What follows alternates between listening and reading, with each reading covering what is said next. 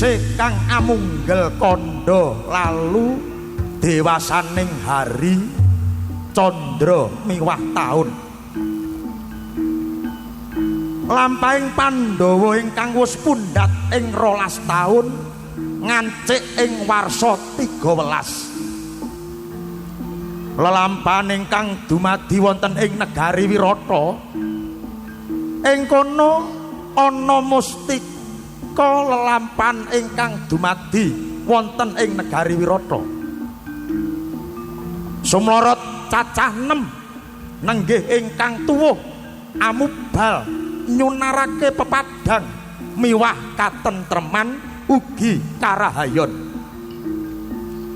amung kewala datanana ingkang nguningani sapa to jati-jatining mustika ambabar pepadang nadyanto gumuruh ing praja labet mogane sang kincaka rupa kinca lan rajamala parandene tanggap ing gati hanenggih menika warnane Nyai Emban Salindri Sesiliye mangungkung mangarang anggenira nyawang lelakon tanggap Nyai Lurah Semar Badranaya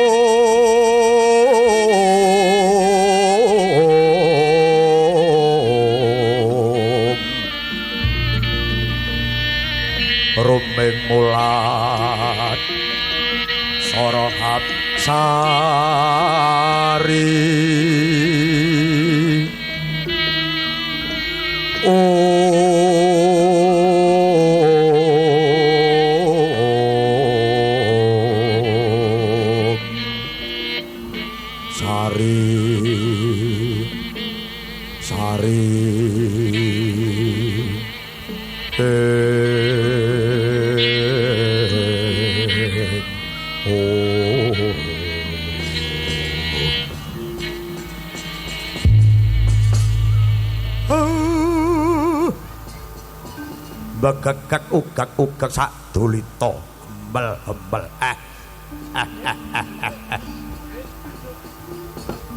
kula niki tinitah wonten alam Padang kula kulina ngemong para sabta budi napa sing paduka waos menika Ndarawayu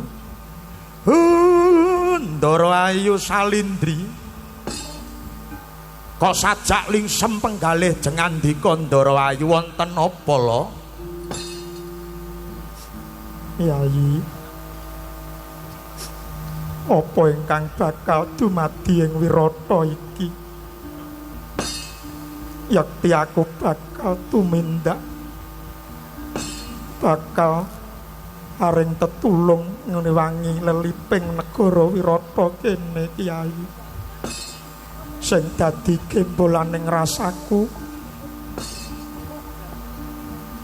getune lelakon sing wis kelakon duk nalika semanten kadang-kadang Pandhawa sami kasokan dadu wonten negari Ngastina sedaya sampun telas banjur dados buangan wonten ing wana suwene 12 taun setahun kanggo sesingitan.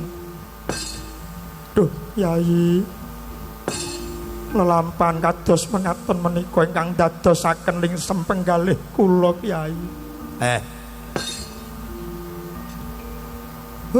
Ampun digetuni lelakon kados ngaten niku nggih Den Ayu. Gusti sampun maringaken coba dumateng Pandhawa kaliyan Ndara Ayu Salindri. Menika sampun dipun ginarisaken. Sapa sing arep munggah derajate, sapa sing arep oleh wahyu karahayon kudu nglakoni tarak brata. Dinten samangke Pandhawa sampun badhe timbul Pandhawa kalih jengandika Ndara Ayu Drupadi inggih Sang Salindri badhe timbul. Sampun kula etung menika kirang 3 dinten Ndara Ayu. Iya Kyai Semar, bakal tak lakonane lelakonku iki Kakang Semar.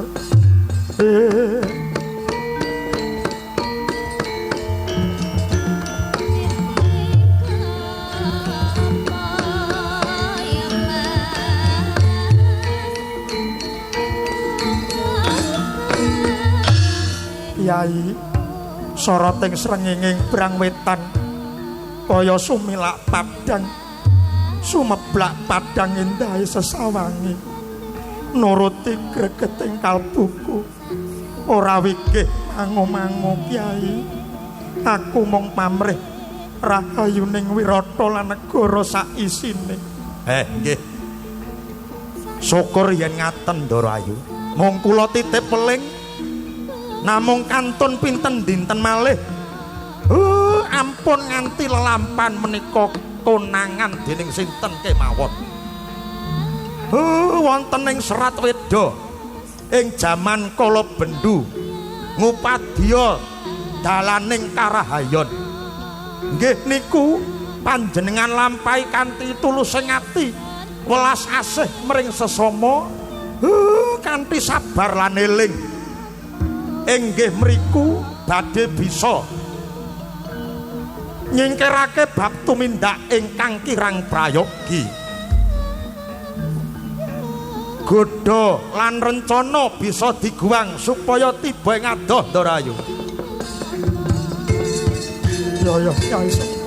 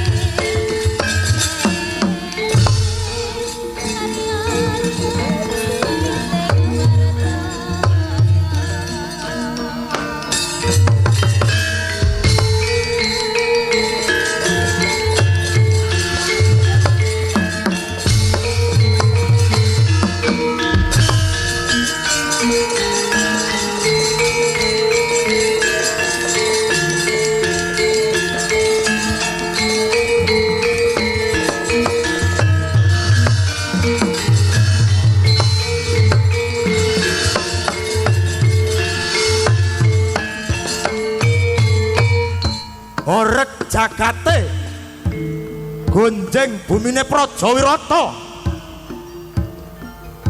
gumuruh swarane samya nekseni ilanging kautaman bumi nangisi rusaking jati diri geni getuni bobroking budi pakerti banyu geguyu bubaring kalbu angin belani kang padha kingkin bawana wirata peteng katutup pedhot angkara murka nyebar kanistan ngrusak tatanan sikut-sikutan jegal-jegalan rebut panguwasa ora eling Puradasena.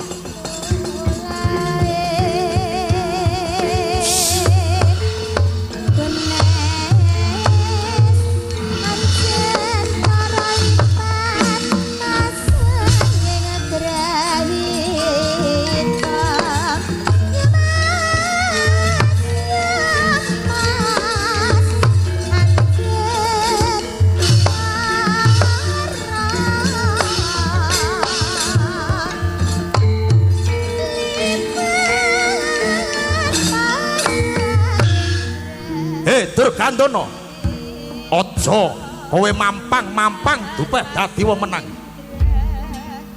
gedeng krang sila tumpang bisa mumung adol lumuk ora gathuk meleka mripatmu nanging aku ora wuta kowe ora ngerti marang lelabaning liyan yen ana payo-payo aku sing adus getih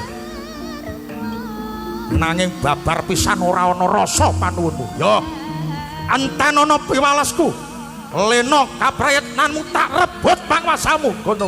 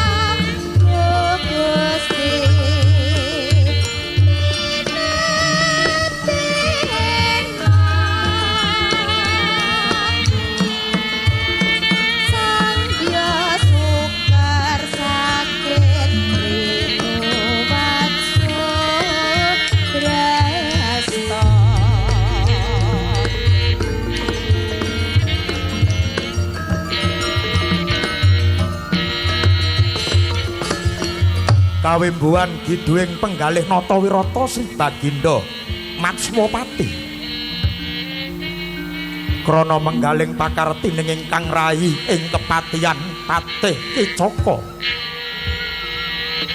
bawane Narendra ingkang wus pana ing semu mila wuninga lamun Patih Kicaka arsa merong kampuh jingga nedya njongkeng panguwasaning Sang Nata Prabu Matswapati nanging dupi mulat sawane ingkang putra Mangku Bumi Raden Seta dadya kagiat ing Wardaya teka mangkono panglucitaning Wardaya Sang Nata Prabu Matswapati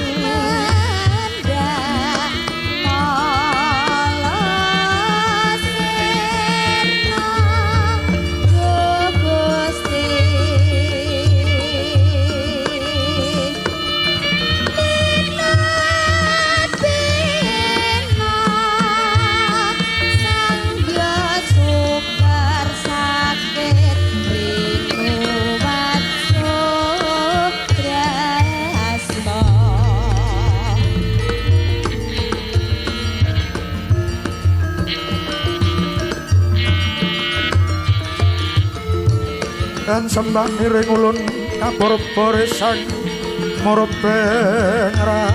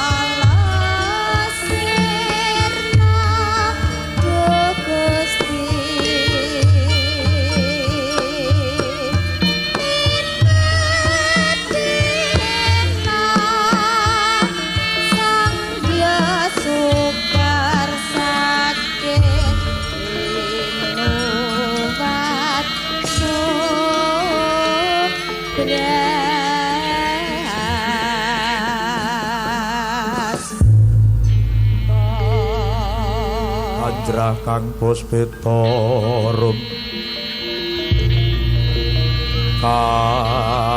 kasiliring samirana mring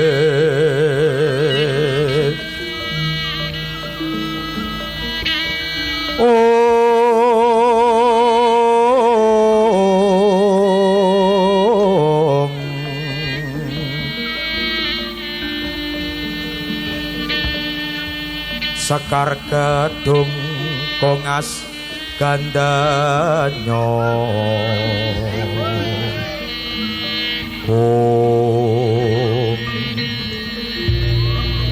Om